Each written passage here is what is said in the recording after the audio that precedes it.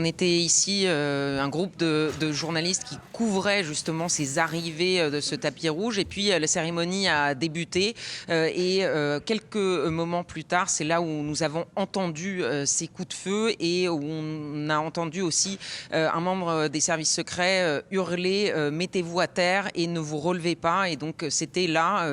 près de ce tapis rouge. Et ce tapis rouge, il n'est pas très loin justement de là où le suspect a essayé de forcer le périmètre de sécurité pour essayer de s'engager dans cette salle de réception où il n'a pas réussi à aller. Mais encore maintenant, à l'heure où je vous parle, je vois d'ici une porte ouverte qui mène vers cette salle de bal et il y a encore beaucoup d'agents du FBI qui sont en train de collecter des preuves, de prendre des photos, de faire cette enquête, puisque c'est le FBI maintenant qui a repris en main cette enquête et qui travaille depuis plusieurs heures maintenant pour essayer d'avoir tous les détails, toutes les informations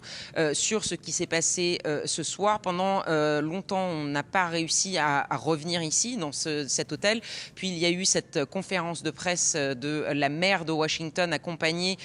d'autres officiels comme le chef de la police de Washington, ainsi que le chef des services secrets. Et donc cette enquête va continuer, mais ici encore, à l'heure où je vous parle, beaucoup d'activités à l'extérieur de l'hôtel aussi, beaucoup d'activités, encore beaucoup de voitures de police, beaucoup de rues bloquées, ce périmètre de sécurité quand même qui filtre qui a le droit d'entrer et sortir dans ce périmètre, essentiellement bien entendu les agents du FBI, les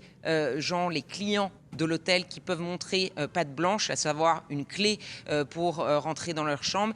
et nous autres journalistes qui ont pu venir récupérer enfin le matériel qu'on nous avait fait laisser en nous évacuant en urgence après ces coups de feu.